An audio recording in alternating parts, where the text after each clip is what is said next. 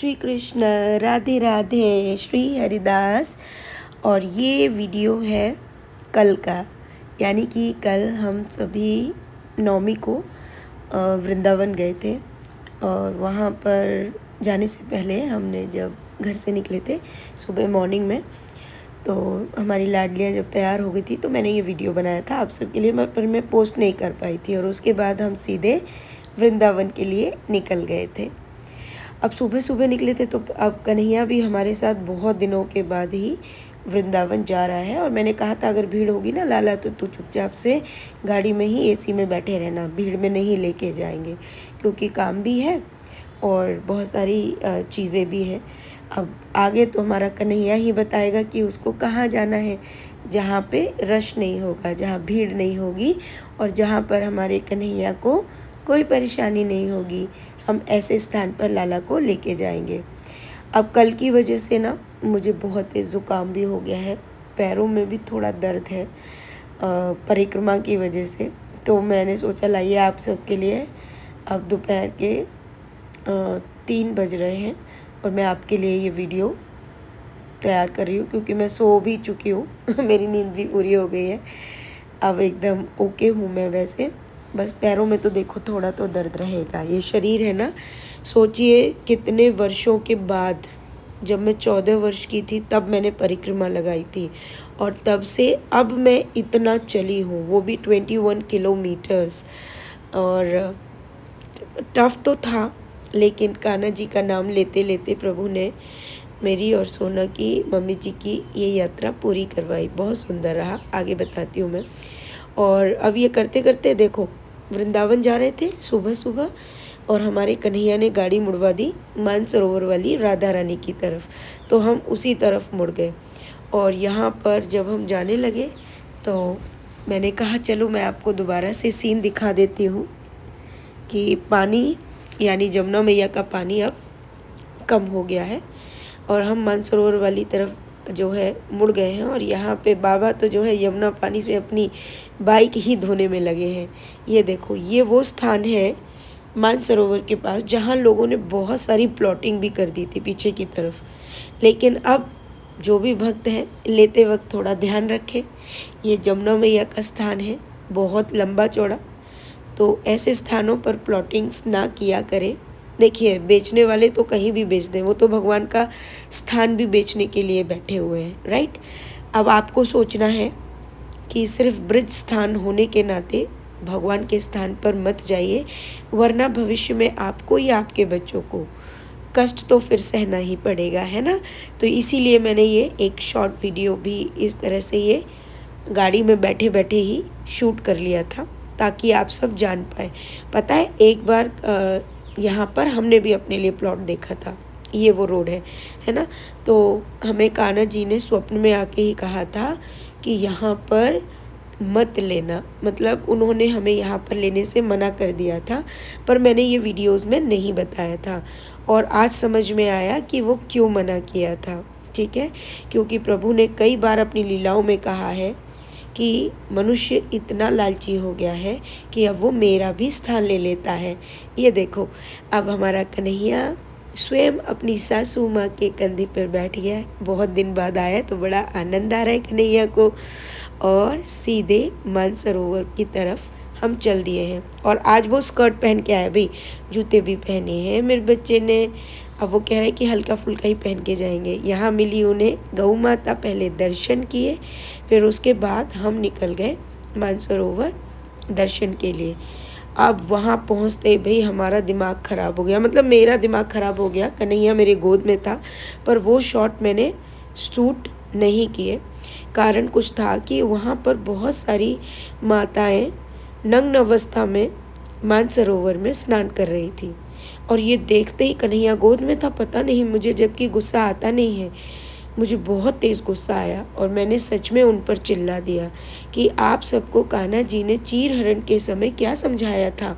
आप सब भक्ति करते हो और यहाँ भक्ति करते हुए भी आप इस तरह के कृत्य करते हो, क्या ये पुण्य कमा रहे हो? मैं मानती हूँ कि ये सब नहीं करना चाहिए। देखिए थोड़ा सा लास्ट का शॉट यही है, ये सोचो कि इतना गलत उस समय पे हाल था कि मुझे सच में बहुत गुस्सा आ गया था कि कितनी सारी माताएं, कोई वस्त्र नहीं था उनके शरीर पर और आप मानसरोवर में स्नान कर रहे हो। मतलब उस स्थान में कर रहे हो कि जिसमें एक बार स्नान करके मनुष्य को गोपी भाव प्राप्त होता है, और आप अगर इस तरह से स्नान करेंगे या इस तरह की हरकत करेंगे तो मैं नहीं जानती, भाव तो आप बहुत दूर की चीज़ है, आपके अंदर भक्ति का भी कंचित मात्र है। आप जो स्नान करते हो इन दिव्य पवित्र नदियों में, आपके स्नान का तरीका होना चाहिए, आपके शरीर पर वस्त्र होने चाहिए। डुबकी लगाना स्नान है, रगड़ रगड़ के साबुन से नहाना स्नान नहीं है। पता नहीं लोगों को क्या हो गया है और वो क्या क्या करने लगे हैं। पर मैंने जब डांटा तो वो सब ने जो है थोड़ा थोड़ा अपनी साड़ी दोबारा से ओढ़ ली थी और उन्हें, लेकिन किसी ने भी एक शब्द नहीं कहा। और मैं समझ गई ये सब कहने वाले और करवाने वाले हमारे कन्हैया थे, क्योंकि सोना खुशी और आजकल ये सभी जब गर्ग संहिता के हम लोग अध्ययन करते हैं तो उसमें भी चीर हरण का यही उद्देश्य था जो कान्हा जी ने उसमें उसका उल्लेख किया था, लेकिन लोगों को समझ नहीं आता। और फिर कहते हैं कि कन्हैया तो चोरी करता था वस्त्रों की, लेकिन कभी ये समझ आया कि क्यों करता था? आप सबको शिक्षा देने के लिए, और फिर भी आप लोग कोई शिक्षा नहीं लेते हो। सच्चाई है ये।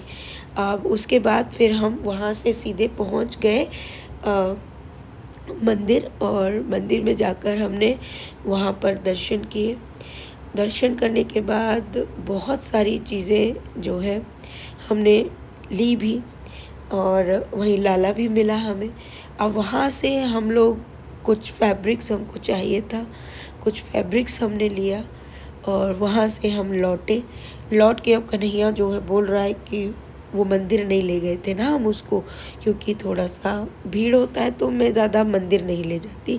तो मैंने कहा लाला, तो कहने लगा मुझे भी स्नान करना है। अब बोल रहे हैं कि अब मेरे को दोबारा से मानसरोवर लेके जाओ। तो आप यकीन नहीं मानोगे, तो हमने कहा चलो ठीक है। तो हम देवरा बाबा वाले रोड से दोबारा से मानसरोवर जो है जाने लगे। अब बज रहे थे शाम के 4, ठीक है। और इस समय जब हम देवरा बाबा की तरफ इस रोड से आने लगे तो यहाँ पर भी ये सारी जो प्लॉटिंग आप देख रहे हैं ना, ये सारा स्थान जमुना मैया का है, और ये सब लोग जो है इसको बेचने में लगे हुए थे। आप लोगों ने देखा होगा तटीय स्थान के सामने ना एक देवरा बाबा करके कुंड करके लिखा हुआ है, वहाँ पे कुंभ का मेला लगता है यहाँ पे। तो इस स्थान को भी लोगों ने प्लॉटिंग कर रखी है। सामने देख रहे हो देवरा बाबा, ये हम लोग यहाँ तक आए और यहाँ पर हम समझ गए कि लाला यहाँ क्यों लाया है। वो यही दिखाने आया है कि देखो कैसे यमुना मैया के स्थान तक, यहाँ तक लोगों ने प्लॉटिंग की हुई है। तो अब आप मुझे बताओ कि कैसे प्रभु को क्रोध नहीं आएगा? आएगा ना। ये चीज़ नहीं करनी है। कोशिश करिए, आपको जाना है ब्रिज के आसपास कहीं रहना है, थोड़ा दूर रहिए, दूर, और आते रहिए। अब हम मानसरोवर दोबारा आ गए और यहाँ देखो कन्हैया क्या कर रहा है। राधा रानी को ऐसे झाँक झाँक के देख रहा है। का खा रही है, क्योंकि यहाँ पर हम उनके लिए पेठा लेके और लड्डू लेके गए थे, तो वो लड्डू खा रही हैं। और यहाँ पर ये देखो मेरे लाला ने फिर आके यहाँ पे स्नान किया। इतना आनंद आ रहा था। मैंने कहा चलो ठीक है भाई, नहाओ नहाओ नहाओ, पानी मत गिराओ। देखो कितना अच्छा लग रहा है। अंदर ज़्यादा नहीं जा सकते, पानी बहुत गहरा था ना, तो हमने कहा कन्हैया चुपचाप से यहीं नहा ले। सोना ने बोला मैं यहीं पे इसको नहला देती हूँ। मैंने कहा यहीं नहलाओ, अंदर नहीं। इसका तो मन इतना होता है ना कि डुबकी मारे। वो तो बस ये समझ लो कि हमारे सामने ये इस भाव में है, वरना तो डुबकियाँ ही मार के हमें मतलब दिखे ही ना वो। सच्ची बता रही हूँ। और ये देखो ये पूरा का पूरा स्थान मानसरोवर का है। पूरा जल जो है यहाँ तक भरा हुआ है। यहाँ लाला नहा चुका है। अब जल्दी से वस्त्र बदलेगा मेरा बच्चा, है ना। और मैंने कहा लाओ मैं छोटा छोटा वीडियो शूट कर लेती हूँ। और यहाँ उसने अपने वस्त्र भी पहन लिए। अपनी वस्त्र पहनकर अब हम दोबारा से मानसरोवर पे ही दर्शन करते हुए हमने कहा चलो अब घर वापसी करते हैं, क्योंकि काम भी है, टाइम बढ़ रहा है। क्योंकि आगरा पहुंचने में भी अभी हमको ज़्यादा नहीं तो 2 घंटे लग जाएंगे। तो ये मानसरोवर से हमने पुनः दर्शन करके हम लोग आगरा आ गए। अब यहाँ आके ना हमने ये कुछ साड़ियाँ देखी। अब आप बताओ मैंने इसमें से कौन सी साड़ी खरीदी होगी, और ये साड़ी क्यों खरीदी, चलो वो भी मैं आपको बताती हूँ। क्योंकि ये साड़ी मेरी सिस्टर है और वो चाहती हैं कि ये जो लाला की स्थापना होगी ना, जो आने वाले लाला हैं, मैं उनकी स्थापना पर उनके द्वारा ही कपड़े पहनूँ, मीन्स साड़ी या लहंगा जो भी है। तो मैंने कहा मैं पीले रंग में ही ज़रूर साड़ी पहनूंगी, और वो चाहती है कि मैं बहुत सारी चूड़ियाँ पहनूं जैसे एक माँ पहनती है। तो उसी आधार पर ये साड़ियाँ लेने हम पहुँचे। जब हम यहाँ साड़ियाँ लेने पहुँचे ना, तो वहाँ पर भैया हैं, हमको जानते हैं। तो वो एकदम से हमारे पास आए और आकर वो सोना से कहने लगे, तुम गोवर्धन परिक्रमा पर क्यों नहीं गए? अब बज रहे थे 6, ठीक है, 6:30 करीब बज रहे होंगे। हम लोग उस समय पे उनके वहाँ पे थे। तो सोना बोली कि नहीं हम लोग नहीं गए। बोले क्यों नहीं गए? वो एकदम ऐसे बच्चे की तरह पीछे पड़ गए। जाओ तुम, अधिक मास है, बहुत ज़रूरी है। और उनके इन भाव को देखकर मुझे ऐसा प्रतीत हो रहा था जैसे लाला कह रहा है कि तुम सारे कार्य कर रहे हो, लेकिन अधिक मास में एक भी परिक्रमा तुमने नहीं लगाई। और जब ये चीज़ लगी ना, तो सोना वहीं ज़िद करने लगी कि नहीं हमको परिक्रमा चलना है। तो मैंने कहा ठीक है, तो ऐसा करो आज ही चलते हैं, क्योंकि दिन में परिक्रमा लगाना तो बस की बात नहीं है, क्योंकि गर्मी भी रहेगी और प्रॉब्लम भी होगी। और सोना की लाइफ की तो ये पहली परिक्रमा है, और मेरी लाइफ की चलो बचपन में दी है भाई, बड़े के बाद मेरे तो घुटनों में भी बहुत दर्द होता है। तो मैंने कहा चलो चलो ट्राई करते हैं, जैसा भी है। अगर प्रभु ने ये आदेश दिया है, क्योंकि भाव ऐसा दिया कि हमारे ड्राइवर भैया भी शौक थे। वो कह रहे थे दीदी कभी कभी आप लोगों की बात लगती नहीं कि आप लोग हो। मैंने कहा अच्छा, मैंने कहा हम लोग भूत प्रेत हैं हाँ। और ऐसे करके हम घर आए, और आके मैंने जल्दी से बच्चों के लिए चावल और सब्ज़ी बनाई और सेवइयाँ बनाई। आके तुरंत हम फिर 9 बजे जो है घर से निकल दिए। अब मम्मी भी साथ में हमारे गई, तो मम्मी बोली जब तुम परिक्रमा लगा सकते हो तो मैं भी लगा लूँगी। अब हम लोग बहुत एक्साइटेड थे, गाड़ी हमारी आ गई थी। अब हमने कहा ठीक है देखते हैं, अब बाकी प्रभु की इच्छा है कि वो क्यों रात में ही हमको बुला रहे। जबकि सोचो हम पूरे दिन वृंदावन से आए, इतना थके हुए थे, और इस प्रकार हम रात में ही निकल गए गोवर्धन के लिए। अब यहाँ पर एक और ट्विस्ट आया। तो हमारी राधा रानी कहने लगी मेरी पोशाक भी लेते आओ, मैं उसको धारण करूँगी कल या परसों। तो मैंने कहा ये भी सही बात है, क्योंकि 2 दिन तो हम जा ही नहीं पाएंगे, क्योंकि पैरों में दर्द होगा, है ना। अब कुछ भी हो सकता है, मतलब पता नहीं है ना, ये शरीर है, इस शरीर को किस चीज़ की आदत है, ये तो भैया शरीर तभी बताएगा जब उसको झेलेगा। तो हम पहले बरसाने पहुँचे, ठीक है। करते करते हम 12:30 बजे गोवर्धन में थे, बरसाना होते हुए। वहाँ हमने उनको पेठा और पान के लिए भी उनको दक्षिणा देते हुए, और पेठा हम खरीद के ले गए थे, और वो मैंने पंडित जी को देते हुए कहा कि आप ये पोशाक धारण कराइएगा, और अब हम चलते हैं, हमें गोवर्धन की परिक्रमा लगानी है। तभी वो कहने लगे कि प्रेमानंद जी के दर्शन करने हैं। मैंने कहा दर्शन तो हो गए हैं, अगर सुबह हुई तबीयत तो ज़रूर आएंगे। इस प्रकार से हम जो है बरसाने मतलब पहुंच के वहाँ से रिटर्न होते हुए निकलने लगे। और अब ये पेट्रोल पंप पे मथुरा होते हुए ये सोना ने पता नहीं कब शॉट लिया था, बट मैंने कहा चलो सब डालो भाई। हालत थके हुए तो इतने थे ना कि मैं क्या बताऊँ, सच में बहुत थकावट हो जाती है शरीर में। और ये हम गोवर्धन पहुंच चुके हैं, गाड़ी हमने पार्क कर दी है, और कपड़े भी मैंने नहीं बदले थे। मैंने कहा नहीं भैया यही पहन लो, हल्का फुल्का सूट है, अब कुछ और पहनेंगे तो कुछ नहीं। चप्पलें वप्पलें सब हमने गाड़ी में ही रख दी थी।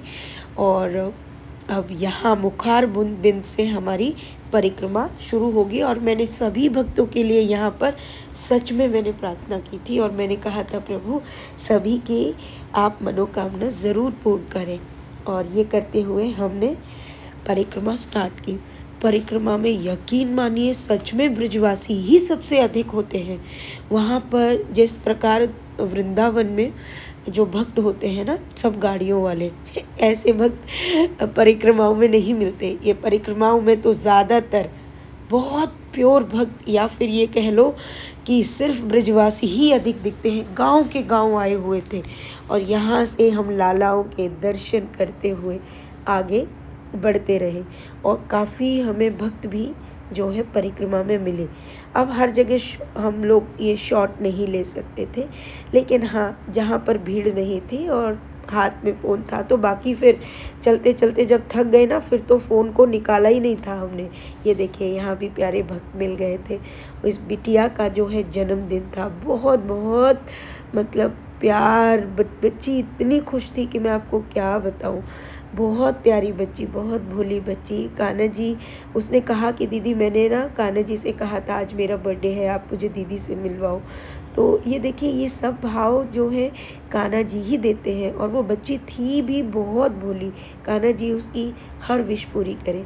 और ऐसे ही हम बाके बिहारी जी, ऐसे इतने सारे लालाओं के, शुरुआत में एक्साइटमेंट बहुत ज़्यादा थी ना तो कैमरा फिर भी निकाल लेते थे भाई जेब से। लेकिन जैसे जैसे 10 किलोमीटर्स की परिक्रमा हुई, उसके बाद तो हमारा कैमरा निकला ही नहीं क्यों नहीं निकला, अब अंदाज़ा लगाओ। अब मैं आपको जो जो बात है, शुरुआत में 12 किलोमीटर्स की जो परिक्रमा थी, ठीक है, ये शुरुआत के हैं ये कुछ शॉट्स। यहाँ से हम लालाओं से मिलते हुए, सभी लालाओं के दर्शन करते हुए परिक्रमा से निकल रहे थे।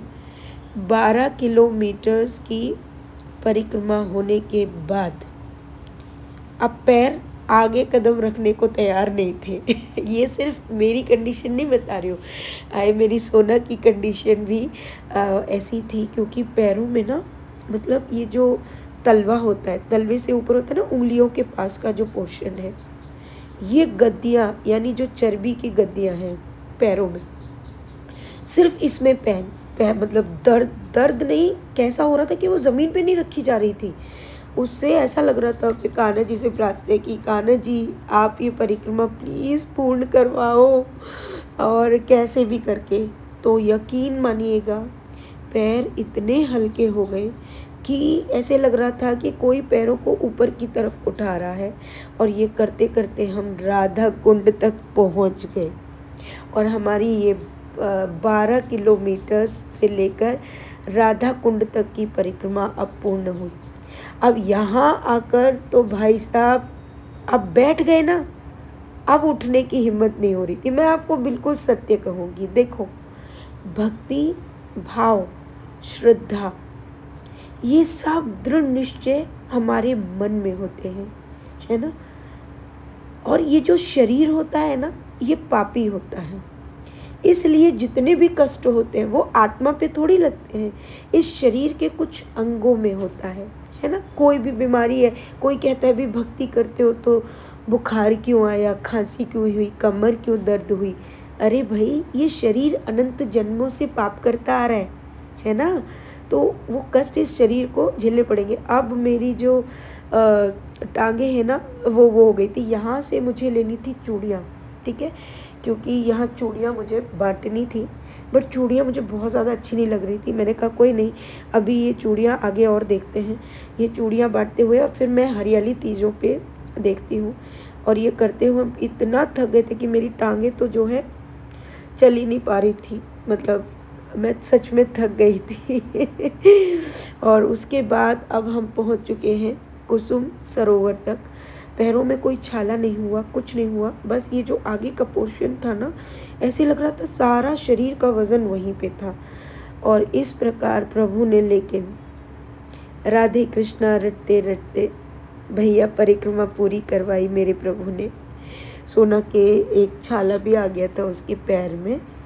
और लेकिन मतलब कहते हैं ना, भाव और इस शरीर को पकड़कर मजबूती से पूर्ण करना हमारा दायित्व है, बाकी तो प्रभु करवा ही देते हैं।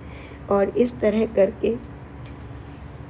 हाँ, रिलैक्स फील मैं अब भी कर रही हूँ मानसी गंगा को देखकर। यकीन मानो, यहाँ पर तो बहुत ज़्यादा भीड़